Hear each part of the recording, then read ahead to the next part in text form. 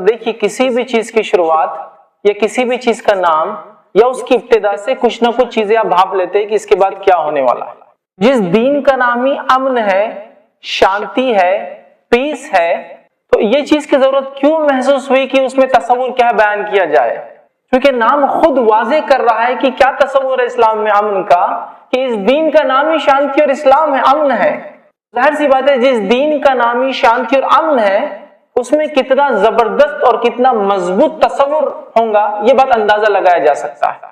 लेकिन होता है ऐसा कभी कभार कि कुछ बातें जब तक वाज़े ना की जाए, क्लियरली एक्सप्लेन ना की जाए, लोग समझ नहीं पाते चीजों को। और बिलखुसूस एक ऐसे दौर में जिस दौर में इस्लाम के खिलाफ और मुसलमानों के खिलाफ कंटिन्यूसली सिस्टमैटिकली एक प्रोपेगेंडा, एक साजिश जिसको कहूंगा आम जबान में, की जा रही है ताकि बताया जाए कि नहीं नहीं नहीं, ये रास्ता अमन का नहीं है, ये रास्ता पीस का नहीं है, इस दीन की तालीमात अमन और शांति की नहीं है, ये दीन दुनिया में जो है जुल्म करता है, ज्यादती करता है, इसके मानने वाले जालिम होते हैं, ये अपनी औरतों को उनके हुकूक राइट्स नहीं देते हैं, एजुकेशन में ये लोग बैकवर्ड होते हैं। और फिर जदीद जमाने का एक नया टाइटल भी दे दिया गया, इतने सारे तो थे ही कि जालिम होते हैं, बैकवर्ड होते हैं, अनएजुकेटेड होते हैं, औरतों पे जुल्म करते हैं, उनके राइट्स नहीं देते।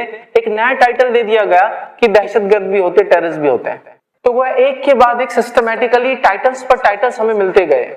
लेकिन अफसोस की बात यह है कि आज हमें खड़े होकर ये डिस्कशन करना पड़ रहा है कि इस्लाम में शांति का क्या तस्वुर है, इस्लाम में शांति का क्या महत्व है, कॉन्सेप्ट क्या है पीस का, इस्लाम में अमन का क्या तस्वुर है। इसकी जरूरत क्यों महसूस हुई?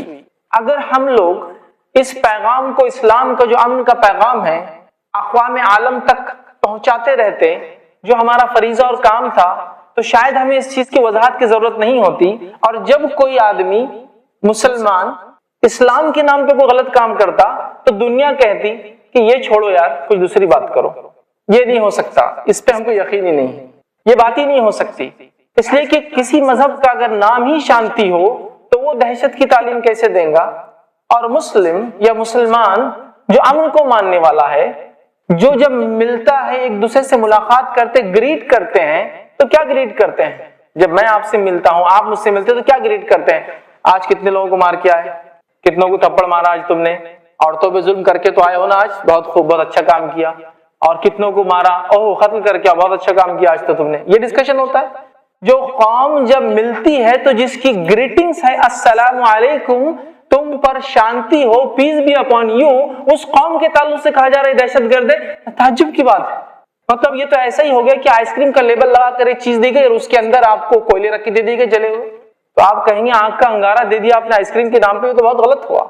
मतलब चीज कुछ और है, आइसक्रीम मतलब ठंडी चीज का वादा हो रहा है, अंदर गर्म निकल रहा था, आप ताज्जुब करेंगे ना। तो हालत यही हो रहा है कि इस्लाम नहीं नहीं नहीं, ये तो मजहब जो है दहशतगर्दी को प्रमोट करता है। मुस्लिम ये लोग तो जो है बड़े जालिम और जाबिर होते, जाहिल होते, औरतों को हक नहीं देते और टेररिस्ट भी होते हैं। ठीक, अगर सब नहीं तो अक्सर इनमें होते, और टेररिस्ट तो पूरे यही होते हैं। मुख्तलिफ अलकाब, मुख्तलिफ टाइटल्स एक के बाद एक हमें लोगों ने जो है नवाजा, और अफसोस की बात है हम रिप्लाई नहीं कर पाए उनका, हम जवाब नहीं दे पाए, क्योंकि सिस्टमैटिकली जिस मीडिया से वो हम तक पहुंचे या लोगों तक पहुंचे, उस मीडिया में हमारा कोई दखल नहीं था। तो वजाहत जो भी गई बहुत छोटी थी, प्रोपेगेंडा जो है बहुत बड़ा था, याद रखिए। तो ये बहुत जरूरी याद रखिए कि हम चीजों को समझे। तो आइए, अमन किसे कहते पहले हम देख लेते हैं। अमन को जो डिफाइन किया गया, उसकी तारीफ की गई, वो ये है, अमन का माना होता है खौफ की और दुश्मनी की कमी, या खौफ और दुश्मनी का ना होना, इसे अमन कहते हैं। मतलब जिस जगह, जिस समाज में, जिस मुल्क में, जिस जगह अगर खौफ नहीं है, मतलब लोग आराम से रहते हैं बगैर डरे के, और जिस जगह दुश्मनी नहीं पाई जाती या कम पाई जाती है, खौफ या तो नहीं पाया जाता है या तो कम पाया जाता है, या दुश्मनी नहीं पाई जाती है, कम पाई जाती है, ऐसे हालात को, ऐसे सिचुएशन को कहते हैं कि अमन वाले हालात है, पीसफुल सिचुएशन। ये है तारीफ अमन की, याद रखिए।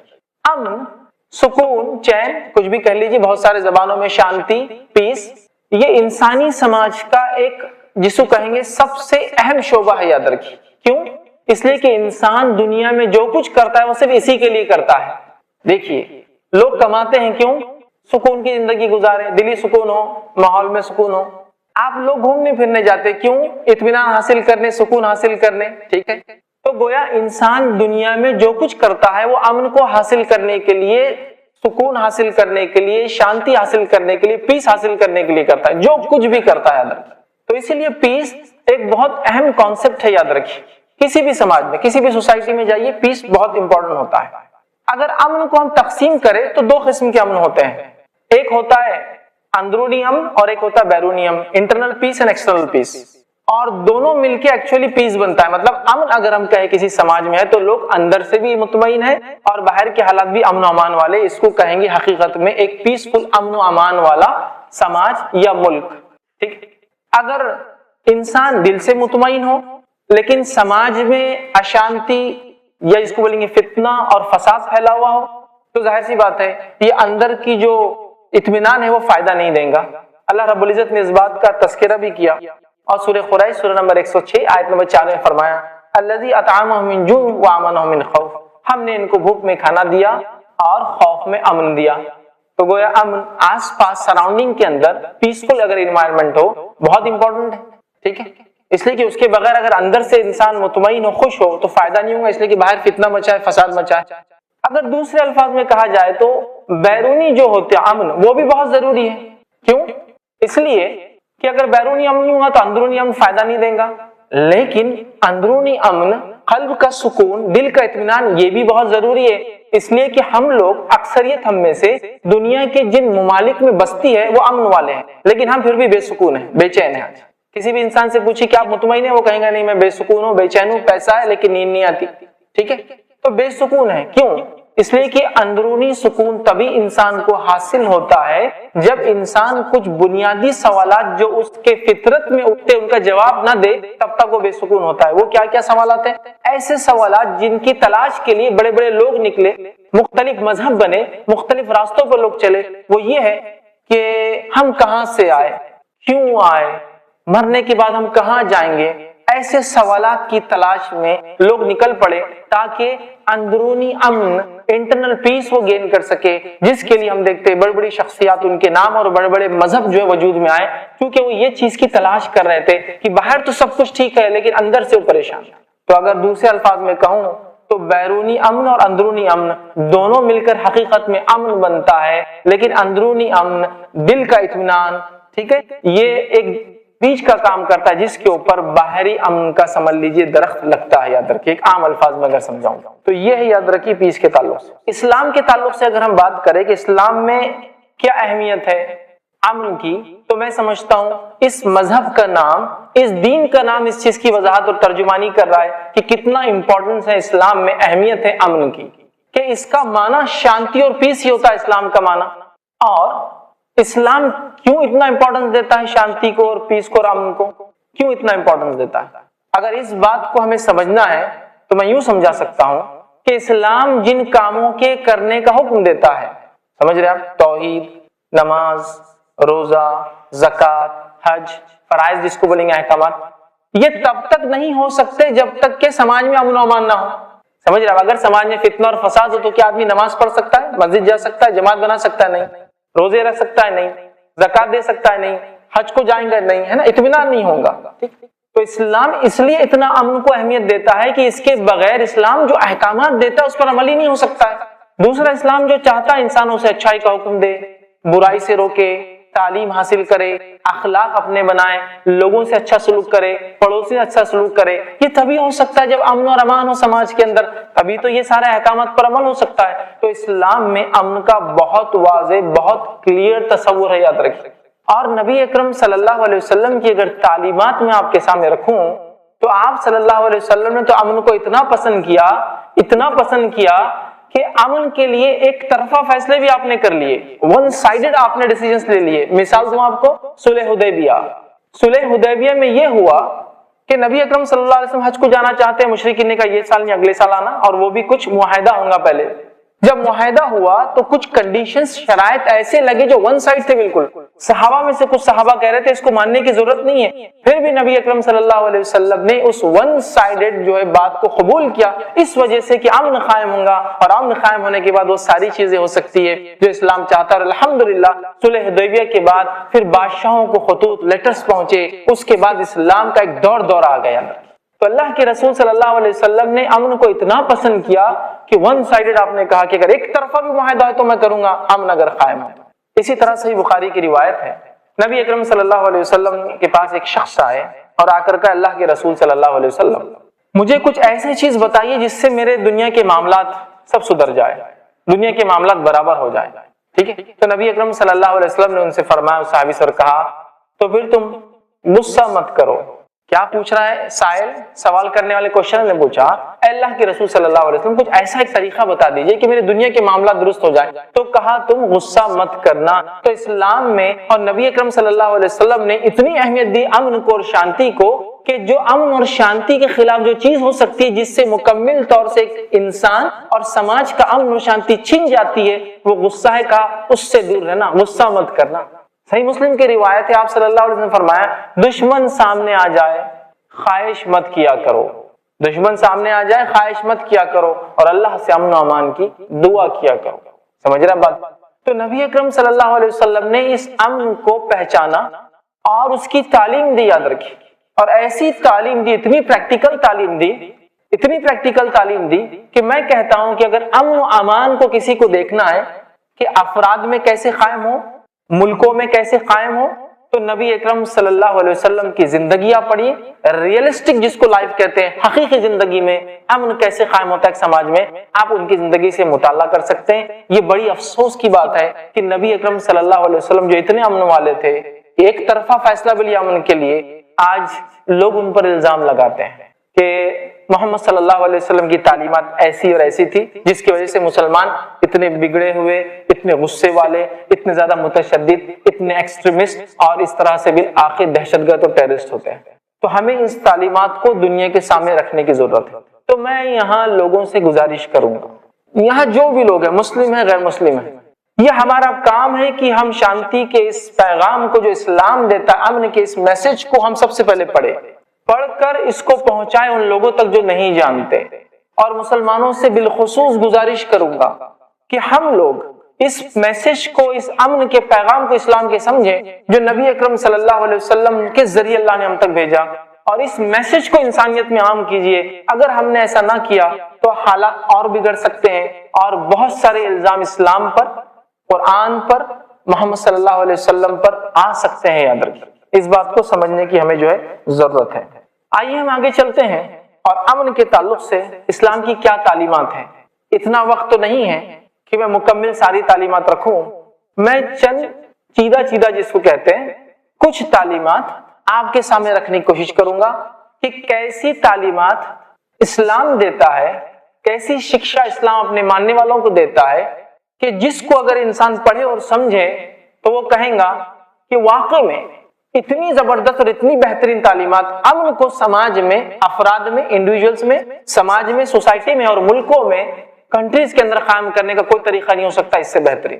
اتنے گراس روٹ لیول سے، اتنے بیسک لیول سے نبی اکرم صلی اللہ علیہ وسلم نے اور قرآن نے تعلیم دی امن کی، جس کی کوئی انتہا نہیں۔ اس میں سے میں 8 سے 10 پوائنٹس آج آپ کے سامنے رکھنے کی جو کوشش کروں گا۔ آئیے، پہلی چیز اسلام میں امن کے تصور کے تعلق سے کہ اسلام کیسا بہترین اور زبردست امن کا تصور دیتا ہے اور تعلیم دیتا ہے۔ پہلی چیز، اللہ رب العزت قرآن میں فرماتا ہے انسان ایک دوسرے کی عزت کرے، مانو ایک دوسرے کا آدر کرے، انسان ایک دوسرے کی عزت کرے، اس لیے کہ سب سے پہلا بگاڑ، بے امنی وہاں سے شروع ہوتی ہے جب انسان ایک دوسرے کو عزت نہیں کرتے اور اونچ اور نیچ کی جاتی ہے، بڑا اور چھوٹے کی تفریق کی جاتی ہے۔ کچھ لوگ اپنے آپ کو بڑا سمجھتے ہیں، چاہے مال کے اعتبار سے، ان کی پیدائش کے اعتبار سے، ان کے سوشل سٹیٹس کے اعتبار سے، اور دوسروں کو وہ چھوٹا اور حقیر سمجھتے ہیں، جس سے 2 گروہ بن جاتے ہیں، ہیومینٹی 2 پارٹس میں ڈیوائیڈ ہو جاتی ہے، اور پھر ایک پارٹ ان پہ غلبہ، ان پر حکومت کرنے کے لیے کوشش کرتا ہے، اور دوسرا پارٹ ان کو ہٹانے، ان سے آزادی لینے کی کوشش کرتا ہے۔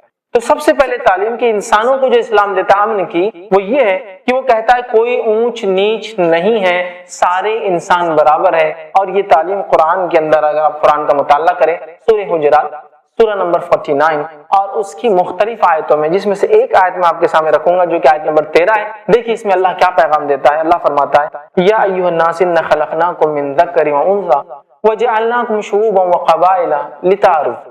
اللہ فرماتا اور کہتا ہے یا ایھا الناس انا خلقناکم من ذکر و انثی، یہ آیت انسانیت سے خطاب کری، اے لوگو ہم نے تمہیں ایک باپ سے اور ایک ماں سے پیدا کیا، وَجَعَلْنَاكُمْ شُعُوبًا وَقَبَائِلَ لِتَعَارَفُوا، اور تم کو مختلف کنبے اور قبیلوں میں بانٹ دیا، کیوں؟ تاکہ ایک دوسرے کو پہچان سکو، لِتَعَارَفُوا، تاکہ پہچان سکو۔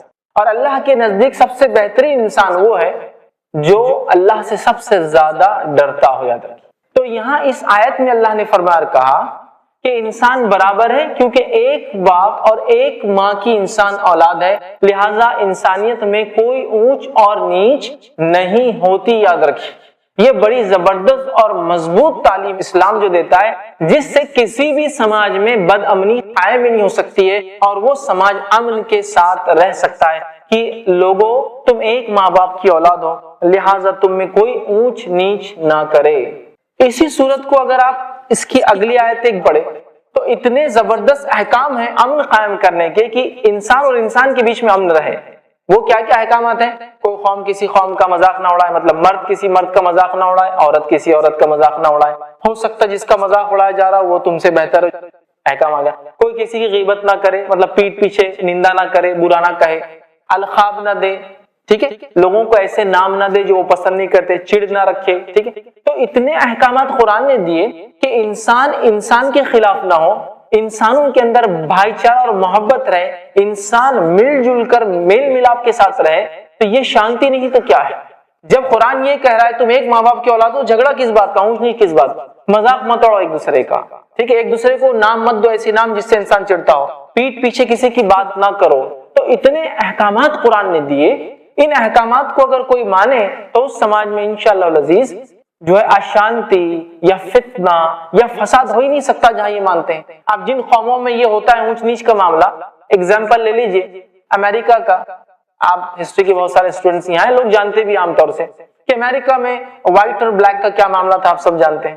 ایک حکومت کرنا چاہتی ہے، دوسرے آزادی لینا چاہتے ہیں، اور کتنے فتنہ اور فساد ہوا۔ قرآن نے کہا نہیں، کالا اور گورا ہونے سے اونچ نیچ نہیں ہوتی، اونچ نیچ انسان کی اعمال سے، کرموں سے ہوتی ہے، اور وہ کرم اعمال اللہ جانتا ہے، کوئی انسان نہیں جان سکتا، ٹھیک ہے۔ تو لہٰذا وہ لوگ لڑتے رہے، آج آزادی ہوئی، مطلب وہ لوگ اس کے بعد انہوں نے مانا اس چیز کو، اور بلیکس کو رائٹس دیے گئے، ٹھیک۔ تو اب سماج میں شانتی ہوئی، ابھی بھی بہرحال چھڑپیں چلتی رہتی ہے۔ تو اگر کوئی انسان اس چیز کو مان لے کہ ہم ایک ماں باپ کی اولاد ہے، تو جھگڑا کس بات کا، کوئی اونچ نیچ نہیں، جھگڑا کس بات کا۔ یہ بات بڑی اہم ہے، یہ تعلیمات اسلام کی بڑی مضبوط تعلیمات ہیں۔ ان تعلیمات کو اگر ہم سمجھے تو یہ جو بھید بھاؤ اور جو جھگڑے ہوتے ہیں نا مذہب کے نام پر، یہ ختم ہو جائیں گے، اس لیے کہ ایک ہی ماں باپ کی ہم اولاد ہے۔ اس بات کو سمجھنا بہت زیادہ ضروری ہے، ٹھیک۔ اسی طرح قرآن نے کہا سورہ آل عمران سورہ نمبر 3 آیت نمبر 64 میں کہا قُلْ يَا أَهْلَ الْكِتَابِ تَعَالَوْا إِلَىٰ كَلِمَةٍ سَوَاءٍ بَيْنَنَا وَبَيْنَكُمْ، اے اہل کتاب آؤ ایک ایسی بات کی طرف جو ہم میں اور تم میں یکساں ہو، سمان ہو، سملر ہو۔ تو یہاں دیکھیے قرآن کال کر رہا ہے لوگوں کامنالٹی کی طرف آؤ، سملیرٹیز کی طرف آؤ، ایسی باتوں کی طرف آؤ جو ہم میں اور تم میں کامن ہے۔ تو کتنی اچھی بات کہی گئی، یاد رکھیے کتنے زبردست احکام دیے گئے، اور پھر جو ہے لوگ الزام لگا رہے ہیں، ٹھیک ہے۔ تو اس بات کو سمجھنے کی ضرورت ہے۔ اور صرف اسلام نے یہ نہیں کہا کہ برابر ہے، عملاً بتایا نبی اکرم صلی اللہ علیہ وسلم کہ ایک محبوب دوست ہے، ایک ایسے ساتھی ہے جو آپ کے ساتھ ایمان لانے کے بعد تقریباً ساری زندگی رہے، جن کا نام بلال تھا۔ کون نہیں جانتا ان کو؟ یہ ایک ایتھوپین فریڈ سلیو تھے، یہ ایک غلام تھے جن کو آزاد کیا گیا تھا، ہے نا۔ اور یہ رنگت کے اعتبار سے کالے تھے، نیشنلٹی کے اعتبار سے ایتھوپین تھے، اور نبی اکرم صلی اللہ علیہ وسلم کے ساتھ انہوں نے تقریباً وقت گزارا، بلکہ مسجد نبوی میں جب اذان مطلب نماز کو بلانے کا حکم آیا تو پہلی اذان انہوں نے ہی دی۔ یاد رکھیے اسلام صرف کہتا نہیں ہے، کر کر بتاتا ہے۔ نبی اکرم صلی اللہ علیہ وسلم کی زندگی اس کا عملی نمونہ ہے۔ آپ اس سماج کو سوچیے جس سماج میں اونچ نیچ کا ایسا حال ہے کہ عرب ایک دوسرے پر شان وہ کر رہے ہیں کہ ہم یہ قبیلے سے اور ہم وہ قبیلے سے، اس میں اسلام آ کر کہتا سارے انسان برابر ہے، اور ایک آزاد کردہ غلام جو دیکھنے میں کالا بھی ہے اس کو وہی رائٹ ہے جو ایک عرب کو جو گورا چٹا ہے، سیم رائٹس عملاً بتایا۔ اس سے بڑی کیا چیز ہو سکتی ہے؟ یاد رکھیے ایک ایسا سماج جہاں اونچ نیچ ہو، اور ایک غلام جس کو آزاد کیا فریڈ سلیو ہے اس سے کوئی ایک ایسی عورت کا نکاح کرے جو آزاد ہے اور عربی نسل کی ہے۔ یہ عربوں کے پاس تصور سے باہر تھا، چونکہ وہ ایک ایسے سسٹم میں جیتے تھے جہاں بہت مضبوط قسم سے اونچ نیچ کا سسٹم تھا۔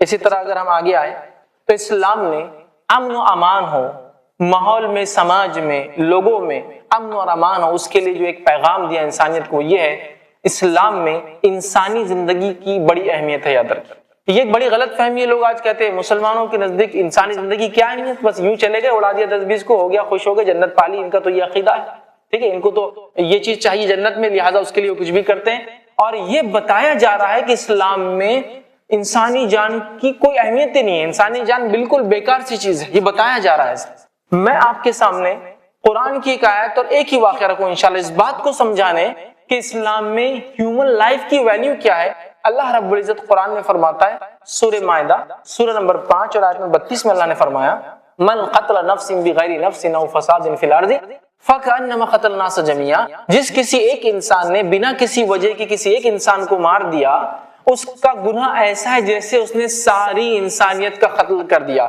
वमन अहयाहा, और जिस किसी एक ने एक इंसान को जिंदगी दे दी, उसकी जान बचा ली, फकअन्नमा यन्नास जमीआ, उसका सवाब ऐसा है, उसका ये काम ऐसा जैसे उसने सारी इंसानियत को जिंदगी दे दी। अब अंदाजा लगाइए, जो दीन और उसकी किताब ये कह रही है एक इंसान को मारना, सारी इंसानियत को कत्ल करना पाप है, गुनाह है, और एक इंसान को बचा लेना सारी इंसानियत, सारी मानवता, सारी ह्यूमैनिटी को बचाने का सवाब, पुण्य और जो गुड डीड है, तो अंदाजा लगाइए वो इस्लाम कैसे हुक्म देगा लोगों को मारने का। ठीक है, तो इंसानी जान की इस्लाम में बहुत महत्व है, जिसको कहेंगे इंसानी जान की बड़ी अहमियत है इस्लाम में, लोग समझते नहीं है, इसलिए लिहाजा इस्लाम अमन वाला मजहब नहीं। आइए एक वाकया सुनाता हूँ, सही मुस्लिम की रिवायत है। नबी अकरम सल्लल्लाहु अलैहि वसल्लम का एक औरत आई, कहा अल्लाह के रसूल सल्लल्लाहु अलैहि वसल्लम, मुझसे गुनाह हुआ, मैंने जिना किया, मतलब मैंने वो अमल किया जो अमल शादी के बाद मियां बीवी करते, मैंने बगैर निकाह के वो अमल किया, लिहाजा मुझे सजा दी जाए, और उसकी सजा कैपिटल पनिशमेंट थी, सजाए मौत। जब पता चला कि ये औरत हामिला है, प्रेग्नेंट है, तो नबी अकरम सल्लल्लाहु अलैहि वसल्लम ने कहा कि ठीक है, बच्चे की पैदाइश के बाद आना। बच्चा पैदा हुआ, वो आई, कहा अभी और वापस चली जाओ, जब बच्चा खाने पीने लगे तब आना। मेरा एक सवाल है, सवाल क्या है? वो नबी जो ये कह रहा है कि वो बच्चा जो अभी पैदा नहीं हुआ उसके पैदाइश के बाद आना, इसलिए कि उसका तेरे जुर्म में कोई हिस्सा नहीं है, तो उसकी पैदाइश के बाद आना, तो वो इस्लाम, वो दीन जो अजन्मा है, अभी पैदा नहीं हुआ, उसका ख्याल रखता है कि उसके पैदाइश के बाद चूंकि उसका कोई गुनाह नहीं, औरत वापस आके सजा ले, अभी उसे सजा नहीं दी जाएगी, और वो भी वो औलाद है जो वलदुज जिना है, जो आउट ऑफ वेडलॉक है, मतलब वो औलाद है जिस औलाद को समाज बुरा मानता है, उस औलाद को इस्लाम कहता है मत कत्ल करो, तो वो इस्लाम कैसे इजाजत देगा आम लोगों को और मासूम लोगों को कत्ल करने का?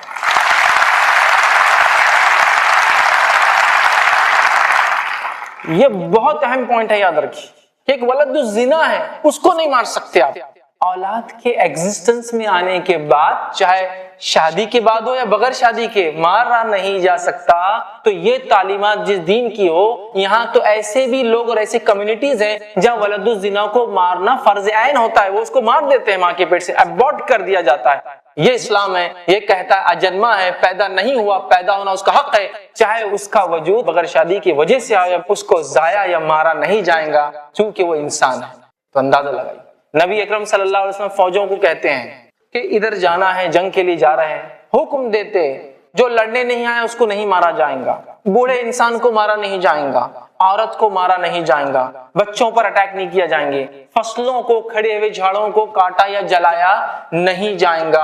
अगर कोई जंग के बीच में ये कहे कि मैं हाथ उठा देता हूं, नहीं लड़ता हूं, उसे भी छोड़ दिया जाएगा। सिर्फ छोड़ा नहीं जाएगा, उसे ले जाकर महफूज जगह पे छोड़ा जाएगा।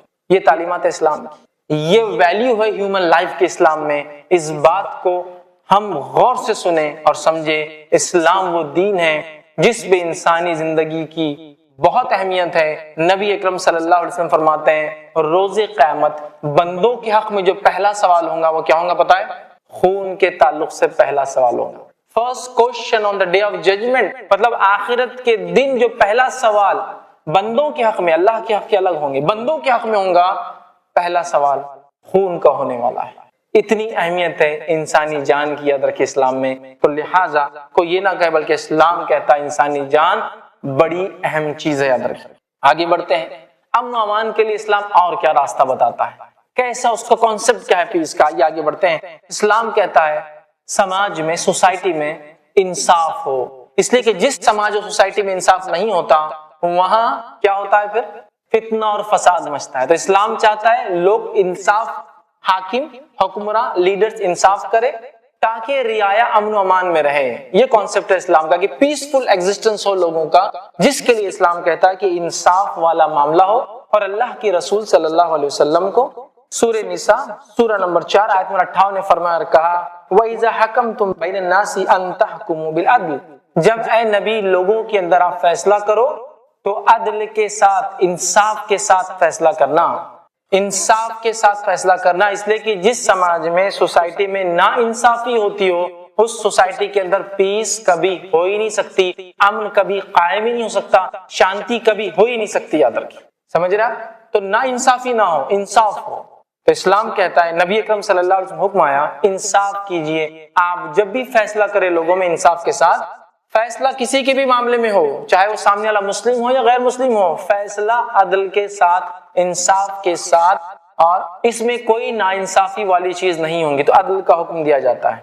دوسرے مقام پہ اللہ رب العزت فرماتا ہے اور کہتا ہے سورہ نمبر 7 آیت 29 کے اندر قل امرنی بالقسط، اللہ نے مجھے حکم دیا ہے کہ میں انصاف کروں، کہ میرے رب کا یہ حکم ہے کہ ہم انصاف کریں. اسی طرح سورہ نحل سورہ نمبر 16 آیت 90 میں اللہ نے فرمایا ان اللہ یأمر بالعدل والاحسان، اللہ حکم دیتا ہے تمہیں کہ تم عدل کرو اور احسان کرو. وایتاء ذی القربى، اور خرابات داروں کو جو ہے عطا کرو، ان کو کچھ دو.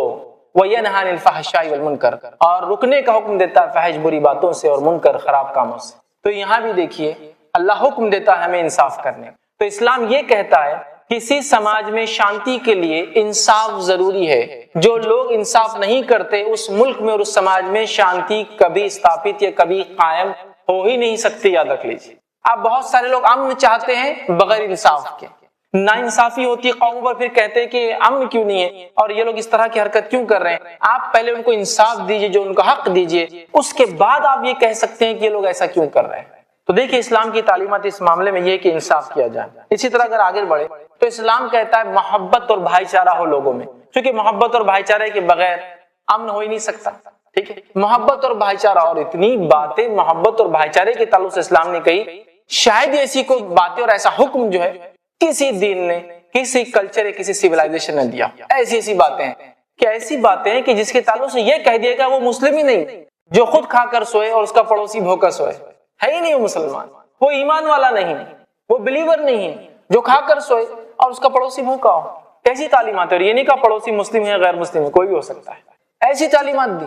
ٹھیک ہے، تو محبت کی تعلیم دی، الفت کی تعلیم دی، ایک دوسرے کے ساتھ مل جل کر رہنے کی تعلیم دی. آئیے کچھ مثالیں نبی اکرم صلی اللہ علیہ وسلم کی زندگی سے رکھتا ہوں. صحیح بخاری کی روایت ہے، نبی اکرم صلی اللہ علیہ وسلم فرماتے اور کہتے ہیں تم میں سے اچھا مسلمان نہیں ہو سکتا تب تک جب تک کہ وہ جو اپنے لیے پسند کرے وہی اپنے بھائی کے لیے نہ پسند کرے. کیسی محبت کا جذبہ دیا جا رہا ہے، اپنے لیے پسند کرو بھائی کے لیے. کیا میں پسند کرتا ہوں مجھے کوئی برا کہے نہیں تو اپنے بھائی کو برا مت کہو. کیا میں پسند کرتا ہوں کوئی میری غیبت کرے نہیں تو میں دوسروں کی غیبت نہ کروں. کیا کوئی پسند کرتا ہے کوئی مجھے برا بھلا کہے نہیں تو میں کسی کو برا بھلا نہ کہوں. جو اپنے لیے پسند کرو وہی اپنے بھائی کے لیے پسند کرو. تو کیسی محبت ہوں گی ایسے سماج میں جو انسان اپنے لیے پسند کرتا ہے اپنے بھائی کے لیے پسند کرتا ہے. یہاں تو حالت یہ ہے کہ جو اپنے لیے پسند کرتا ہے وہ چاہتا ہے کہ دوسرے کا بھی اس کے پاس آ جائے، ہے نا. میں پسند کرتا ہوں دولت ہونا تو اس کی بھی آ جائے میرے پاس، معاملہ یہ ہے. یہاں اسلام کہہ رہا ہے جو اپنے لیے پسند کرو دوسرے کے لیے بھی پسند کرو. کیسی پیاری تعلیمات ہے. آگے آئیے. اسی طرح ایک اور روایت میں آپ نے فرمایا کہا انما یرحم اللہ من عبادہ الرحماء، اللہ اپنے بندوں پر انہی پر رحم کرتا ہے جو دوسروں پر رحم کرتے ہیں. طبرانی کی ایک روایت میں نبی اکرم صلی اللہ علیہ وسلم فرمایا کرا ارحموا من فی الارض یرحمکم من فی السماء، تم زمین والوں پر رحم کرو تو آسمان والا تم پر رحم کرے گا. اتنا رحم اور محبت کا اسلام نے جو ہے جذبہ سکھایا، اتنا زیادہ. یاد رکھیے. اسی طرح ایک روایت میں آپ نے فرمایا من لا یرحم لا یرحم، جو دوسروں پر رحم نہیں کرتا اس پر بھی رحم نہیں کیا جاتا ہے. تو ہمیں رحم کی، جس کو بولیں گے مرسی کی، دیا کی، کرونا کی تعلیم اور شکشا دی جا رہی ہے کہ ہم دوسروں سے محبت کریں، اپنے بھائی سے محبت کریں، دوسروں پر رحم کریں، زمین والوں پر رحم کریں. زمین کے اوپر کیا نہیں آتا ہے، زمین کے اوپر انسان ہوتے ہیں، جانور ہوتے ہیں، سب پر ہمیں رحم کرنا ہے. یاد رکھیں. تو آسمان والا ہم پر رحم کرے گا. جو دوسروں پر رحم نہیں کرتے اللہ ان پر رحم نہیں کرتا. تو کتنی تعلیمات ہے، کتنا مضبوط امن کا تصور ہے. اور وہ سماج، وہ سوسائٹی کو تھوڑا سوچئے جس میں لوگ اس پہ فالو کرتے ہیں تو کیسا سماج اور سوسائٹی ہوں گے. جس کو دیکھنا ہے تو مدنی معاشرہ، نبی اکرم صلی اللہ علیہ وسلم کے زمانہ اور اس کے بعد کا دور دیکھیے کیا معاشرہ تھا، کیسے لوگ ایک دوسرے سے محبت کرتے. اسلام کی یہی تعلیمات ہے اور یہ انسانیت کے تعلق سے. یاد رکھیں اسلام یہ کہتا ہے کہ امن کے لیے ضروری ہے کہ ٹالرنس بھی ہو، لوگ برداشت بھی کریں ایک دوسرے کو، سہنشیلتا جس کو کہتے ہیں، یہ بڑا اہم اسلام کا پیغام ہے اور امن کے راستے میں اتنا زبردست مائلسٹون ہے کہ اسلام دنیا کا پہلا دین تھا جس نے یہ کہا، نبی اکرم صلی اللہ علیہ وسلم پر یہ وحی نازل ہوئی جس کو ہم جانتے ہیں، جو سورہ بقرہ سورہ نمبر 2 کی آیت نمبر 256 ہے، لا اکراہ فی الدین، دین میں کوئی زبردستی نہیں۔ اس کا پس منظر انشاءاللہ کانٹیکسٹ بھی میں سمجھاؤں گا بعد میں کہ اس کے کیا فائدے انسانیت نے اٹھایا اور اس کے بعد ہیومینٹی کو کیا فائدہ ہوا۔ دوسری جگہ کہا لکم دینکم ولی دین، تمہارے لیے تمہارا دین ہے، ہمارے لیے ہمارا دین۔ مطلب یہ کھلی چھوٹ اور اجازت دی کہ جو جس مذہب پہ چلنا چاہے وہ چل سکتا ہے۔ یاد رکھیے یہ بات میں اس لیے کہہ رہا ہوں کہ اس سے پہلے، اسلام سے پہلے جتنی حکومتیں، جتنی سیویلائزیشن گزری ہے، یاد رکھیے، چاہے وہ رومنس ہو، ٹھیک ہے، اسی طرح ایجپشنس ہو، بیبلونینس ہو، میسوپوٹیمینس ہو، سومیرینس ہو، اسیرینس ہو، آپ نام لیتے ہیں، چاہے یورپ میں ہو یا کسی جگہ دنیا کی اور بستیوں میں، یاد رکھیے ان میں ایک سسٹم تھا جو کنگ کا ریلیجن ہوتا تھا، بادشاہ کا، وہی رعایا کا مذہب ہوتا تھا۔ Kings state religion was the religion of the people, جس کو کہیں گے جو اسٹیٹ کا مذہب، بادشاہ کا جو مذہب ہوتا تھا وہی رعایا کا ہوتا تھا۔ اور رومن امپائر میں جب لوگوں نے پہلی بار عیسائیت کو، کرسچینٹی کو ایکسپٹ کیا تو ان لوگوں نے ان پر اتنے ظلم کیے کہ ہم سب جانتے ہیں، بھوکے شیروں کے سامنے ان عیسائیوں کو لا کے کھڑا کر دیا جاتا، کہا جاتا ایمان چھوڑتے ہوئے رکھتے ہو، اگر وہ عیسیٰ علیہ السلام پر ایمان چھوڑ دیتے تو انہیں آزاد کر دیا جاتا، نہ چھوڑتے تو مار دیا جاتا۔ یہ اسلام تھا پہلا دین جس نے انسانیت کو یہ تعلیم دی کہ دیکھو ایسا ہو سکتا ہے کہ بادشاہ کا مذہب الگ اور رعایا کا مذہب الگ ہو سکتا ہے۔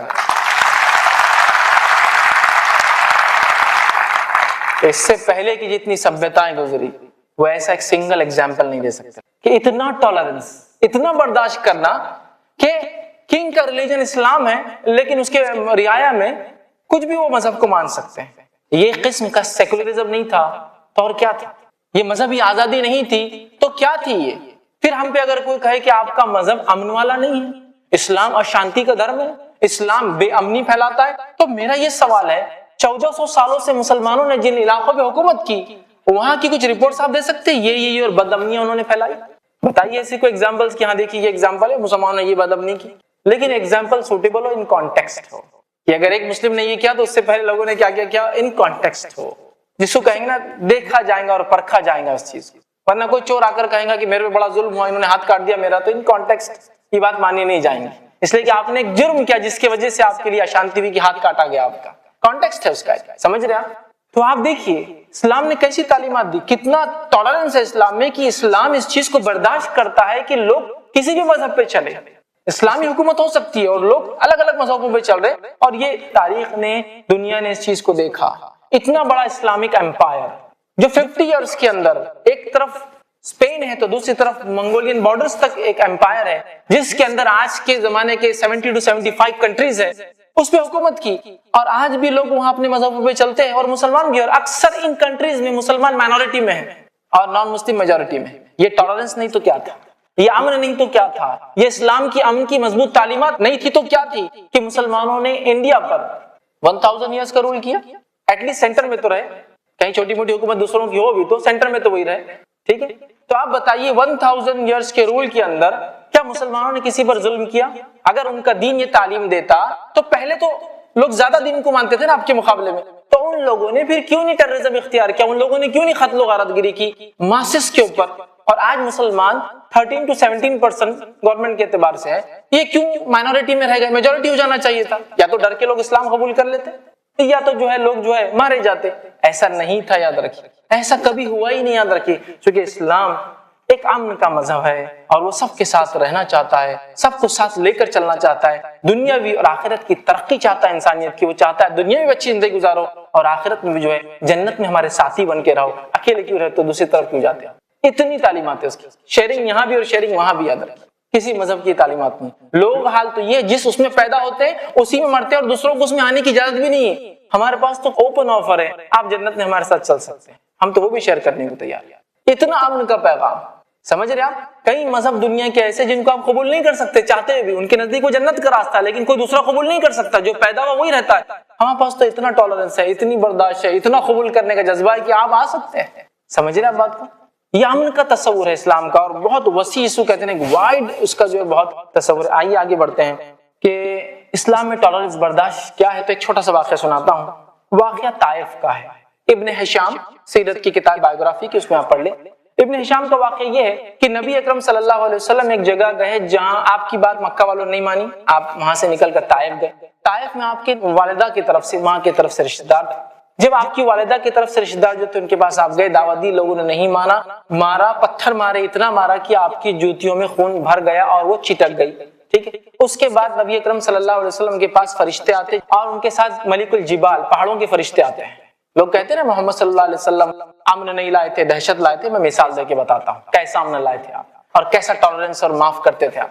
فرشتہ آیا، گئے محمد صلی اللہ علیہ وسلم اگر آپ حکم دے تو اس بستی کو، طائف کو، ان دو پہاڑوں کے بیچ میں کرش کر کے پیس کے رکھ دیا جائے گا۔ آپ صلی اللہ علیہ وسلم نے کہا نہیں ہو سکتا، ان کے آنے والے لوگ ستیہ کو، حق کو اور صحیح بات کو قبول کرے، لہٰذا تم چلے جاؤ۔ اگر نبی اکرم صلی اللہ علیہ وسلم نعوذ باللہ جیسا لوگ کہہ رہے ہیں کہ خون کے پیاسے تھے، یہ تھے اور یوں تھے، تو یہ تو سب سے بیسٹ آفر تھا کسی قوم سے بدلہ لینے کا، پیس دو سب کو ایک ساتھ، ہزاروں لوگ مر جائیں گے۔ اور جس انسان کو جو جنون چڑھ جاتا ہے نا لوگوں کو قتل کرنے کا، اس کے تو جتنے زیادہ قتل اتنا خوش ہوتا ہے۔ چنگیز خان آپ کے لیے ایک مثال ہے، جنگیز مثال ہے، لوگوں کو قتل کرنا اس کا شوق تھا، جنون تھا اس کا۔ تو اگر نعوذ باللہ نبی اکرم صلی اللہ علیہ وسلم، محمد صلی اللہ علیہ وسلم، پروفٹ محمد اگر ایسے خواہش والے ہوتے، امن و امان قائم کرنے نہیں آتے، تو یہ تو گولڈن آفر تھا لوگوں کو مارنے کا۔ کہا نہیں میں یہ نہیں کر سکتا۔ اسی طرح معاف کرنے کا جذبہ، کیونکہ ہر چیز انصاف کی بنیاد پہ دنیا میں نہیں ہو سکتی۔ ایک آدمی نے ایک کو قتل کیا، اس کو قتل کیا جا سکتا، آپ دو کو کیا تو اس میں تو انصاف ایک ہی بار مارا جائے گا نا۔ تو کہیں جگہ معاف کرنے والا بھی معاملہ ہوتا ہے، درگزر کرنے والا معاملہ بھی ہوتا ہے۔ اسلام اتنی تعلیم دیتا ہے چونکہ امن کے لیے ضروری ہے کہ لوگ معاف کریں، ورنہ چھوٹی چھوٹی باتوں پر کیسے جھگڑے ہو سکتے ہیں آپ بہتر جانتے ہیں۔ کسی نے تھوکا، آپ پر گر گیا، لڑائی ہو گئی، وہ ایک مذہب کا تھا، یہ ایک مذہب کا تھا، پورا فساد ایک شہر کے اندر۔ معاف کر دیتا تو کیا جاتا تھا۔ تو معاف کرنے کی تعلیم دی، اور ایسی تعلیم دی، ایک مثال دے کر سمجھاؤں گا، ایسی تعلیم جس کی مثال، جس کا ایگزامپل پوری ہیومن ہسٹری میں نہیں ملتی، یاد رکھیے میرا چیلنج ہے۔ ایسا ایگزامپل دیتا ہوں آج میں آپ کو تاریخ کا، کہ کیسا برداشت کرتے اور کیسا آپ معاف کرتے، جس کو کہیں گے ٹالرنس اور جس کو ہم کہیں گے درگزر کرنا، معاف کرتے تھے آپ لوگوں کو جو ہے۔ اس کا ایک واقعہ سناتا ہوں، فتح مکہ سب نے پڑھا ہے، الرحیق المختوم میں اس واقعے کو آپ پڑھ سکتے۔ فتح مکہ، نبی اکرم صلی اللہ علیہ وسلم کو مکہ کے اندر تکلیف دی گئی، وہاں آپ کے ساتھیوں کو قتل کیا گیا، لوگوں کو مارا گیا، لوگ اپنے گھر بار چھوڑ کر مختلف ممالک میں، کنٹریز میں جانے پر مجبور ہوئے، کوئی حبشہ چلے گیا، کوئی یمن چلے گیا، جو جہاں بھاگ سکتا تھا بھاگ رہا ہے۔ حالت یہ کیے گئے کہ محمد صلی اللہ علیہ وسلم کو تکلیف دی گئی، گھر میں کچرا پھینکا جاتا، بیٹیوں کو طلاق دے دی گئی، آپ کے جو ہے نماز کی حالت میں گندگی لا کے جانوروں کی سر پہ ڈال دی گئی، ایک شخص نے آپ کے گلے میں کپڑا ڈال کے کھینچ دیا، لوگوں نے پورا مارنے کا پلان بنا دیا۔ محمد صلی اللہ علیہ وسلم کو مجبور ہو کر اپنے وطن کو، اپنے برتھ پلیس کو چھوڑنا پڑا مکہ۔ آپ مدینہ گئے، مدینہ جانے کے بعد 8 سال بعد وہی محمد صلی اللہ علیہ وسلم جس کو تکلیف دے کر اور جو مجبوری کی کیفیت میں اس شہر سے نکلا تھا، آج ایز اے کانکرر اور ایز اے فاتح اپنے اس شہر میں واپس لوٹتا ہے۔ فاتح ایز اے کانکرر، اور عرب کے ٹریڈیشن کے مطابق مرد پورے مار دیے جائیں گے، عورتوں کو لانڈی سلیوز بنا لیا جائے گا، بچے مارکیٹ منڈی میں بیچ دیے جائیں گے۔ سارے مکے والے یہی سوچ رہے تھے کہ اب محمد شاید صلی اللہ علیہ وسلم وہی کام کریں گے۔ محمد صلی اللہ علیہ وسلم وہاں پہنچتے ہیں اور پہنچ کے ایک منادی اور اعلان لگاتے ہیں، جو اپنے گھر کے دروازوں کے پیچھے ہے وہ محفوظ ہے، جو کعبے میں ہے وہ محفوظ ہے، جو ابو سفیان کے گھر میں ہے وہ محفوظ ہے۔ ابھی بھی آپ اس شخص پہ الزام لگائیں گے اور اس نے جو دین اس پہ مکمل ہوا کہ یہ دہشت گردی اور بے امنی پھیلاتا ہے۔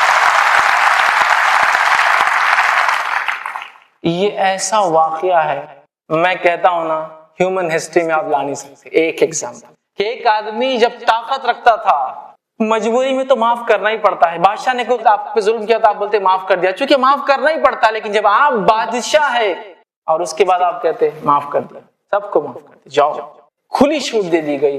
ایسا سیکنڈ ایگزامپل ہیومن ہسٹری میں نہیں ملتا ہے، ایسی معافی اور امن کا۔ چونکہ آپ صلی اللہ علیہ وسلم جانتے تھے اگر آج ان کو ماروں گا، غلط بھی ہوں گا، ان تک حق بھی نہیں پہنچیں گا، اور یہ دشمنیاں نسل در نسل چلتی رہیں گی۔ نتیجتاً سارا مکہ ایمان لایا، سارا مکہ ایمان لایا، مطلب محمد صلی اللہ علیہ وسلم کی بات کو مان لیا، اس لیے کہ آپ واقعی میں حقیقت میں امن کے پیغمبر تھے، یاد رکھیں، امن کے پیغمبر تھے۔ سمجھ رہے ہیں بات کو؟ تو یہ واقعی ایک مثال ہے، معاف کرو، درگزر کرو، برداشت کرو، یہ پیغام دیا۔ اب آئیے اپنی بات کے خاتمے کی طرف بڑھ رہا ہوں۔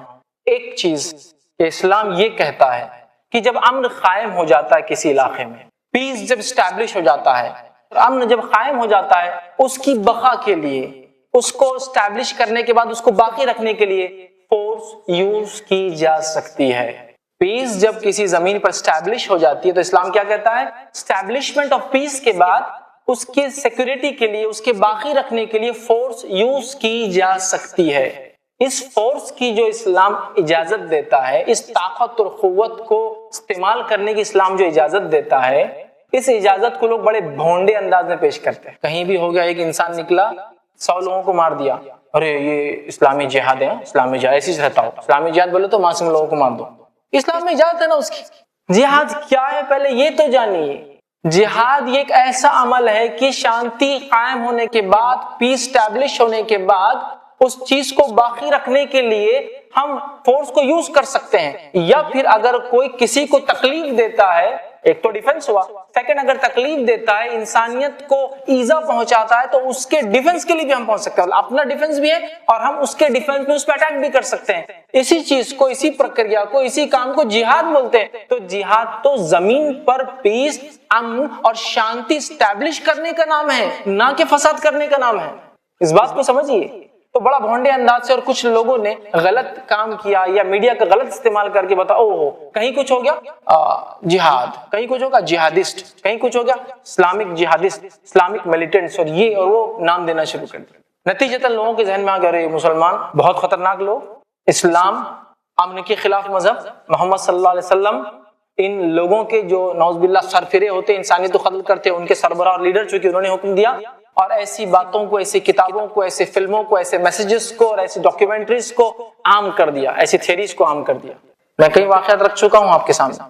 اگر یہ کرنا ہوتا محمد صلی اللہ علیہ وسلم کو تو فتح مکہ ہے، اور اسی طرح جو ہے واقعہ ہے آپ کے سامنے جو ہے طائف کا، یہ سارے مواقع تھے جہاں بدلہ لیا جا سکتا۔ اب ایک غلط فہمی وہ یہ ہوتی ہے، کچھ لوگ یہ سمجھتے ہیں امن قائم ہونے کے بعد پھر وار نہیں ہونا چاہیے۔ تو یاد رکھیے، ہمیشہ پیس کا معنی یہ نہیں ہوتا کہ وہاں وار نہیں ہوگا، بلکہ پیس کا معنی یہ ہے کہ پیس اسٹیبلش ہونے کے بعد اس کو سیف گارڈ کیا جائے گا، اور اگر اس کے خلاف کوئی کھڑا ہوتا تو وار بھی کیا جائے گا۔ ایسے غلط فہمی ہوتی ہے کہ نہیں پیس مطلب وار کیوں، ضرورت نہیں نا، محمد صلی اللہ علیہ وسلم نے اتنی جنگی کیوں لڑی؟ اگر پیس کے آپ میسنجر بول رہے ہیں تو پھر کیوں لڑی؟ تو میں یہی کہہ رہا ہوں نا کہ پیس اسٹیبلش ہونے کے بعد اس کو قائم رکھنے کے لیے فورس کی ضرورت ہوتی ہے، وارز ہوتے ہیں اس کے لیے۔ میں ایگزامپل دوں آپ کو، ہم انڈیا کو لے لیں۔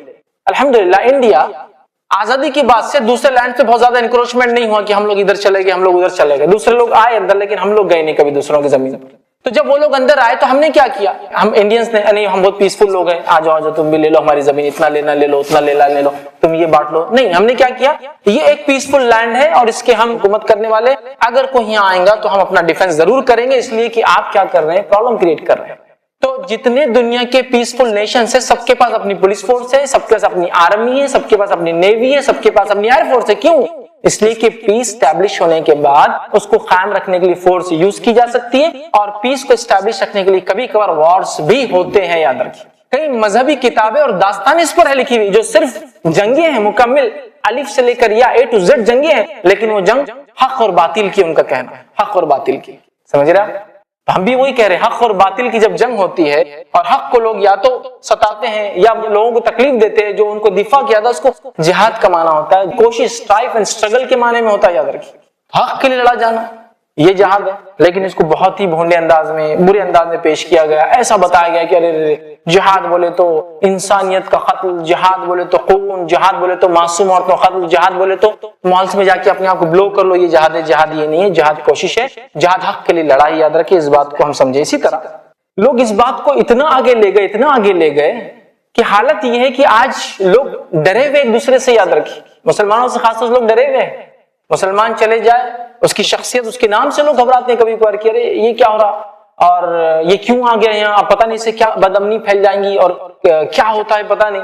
اور یہ بات میں بھی گواہی دے سکتا ہوں، میں بہت زیادہ سفر کرتا ہوں، کئی مرتبہ جب سفر میں گاڑیوں میں سوار ہوا، فلائٹ میں سوار ہوا، تو پہلے تو کوشچن مارک تھا یہاں کیوں ہے یہ، اور دوسرا یہ تھا بہت سارے لوگ دعائیں کرنا شروع کر دیتے تھے، ٹھیک، کہ ان کو ایک اتنا ڈر میڈیا نے بتا دیا تھا کہ اگر مسلمان سوار ہوا تو فلائٹ لینڈ نہیں ہوں گی، وہ کہیں اور نیوز میں آئیں گی، کہاں گئی، وہ بلڈنگز میں گئی، جنگل میں چلی گئی، سمندر میں چلے گئی، یہ ہوتا ہے مسلمان سوار ہے۔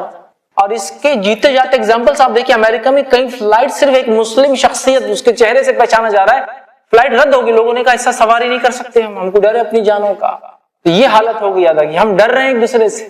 ऐसे इन्वायरमेंट में याद रखिए कैसे कम्युनिटी एग्जिस्ट करेंगी। और मुसलमान क्या कोई ऐसी माइक्रो माइनॉरिटी है कि जिसको आप एलिमिनेट कर सकते हैं? दुनिया की हर 5 इंसान में से एक मुसलमान, 20% वर्ल्ड पॉपुलेशन है, तो क्या ये एलिमिनेट कर सकते हैं? अगर आप कहते हैं वाकई में गलत है तो इस्लाह की जरूरत है उसकी, ना कि जो है इस तरह से प्रोपेगेंडा करने की जरूरत है।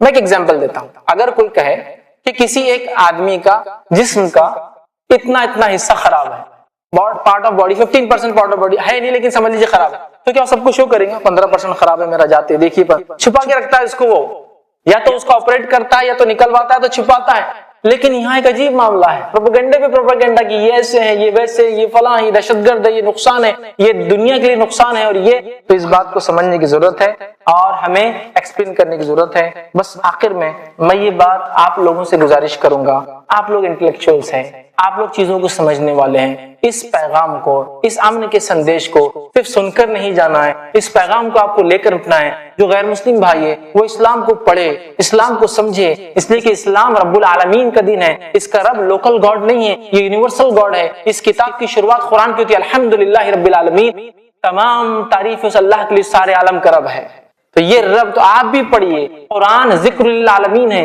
ये कुरान सारे आलम के लिए जिक्र है, आप भी पढ़िए। मोहम्मद सल्लल्लाहु अलैहि वसल्लम रहमतुल आलमीन है, सारे आलम के लिए रहमत है, आप भी शख्सियत को जानिए ताकि मिसकंसेप्शन क्लियर हो। मुस्लिम से मैं गुजारिश करूंगा, आप लोग अपने दीन का पैगाम जहां जाते हैं उठते बैठते इस संदेश को, इस अमन के पैगाम को लोगों के सामने रखे, बताए, जब कोई गलत बात आए जवाब दे, और अपनी ताकत और अपनी इस्तिताअत में जो कुछ हो सकता है वो करे। आइए एक इल्जाम जो मोहम्मद सल्लल्लाहु अलैहि वसल्लम जो लगाया जाता है उसका जवाब दे की बात खत्म करता हूँ। थ्योरेटिकल तो बहुत अच्छी अच्छी बातें सुनने को मिली, फतेह मक्का और ये सब।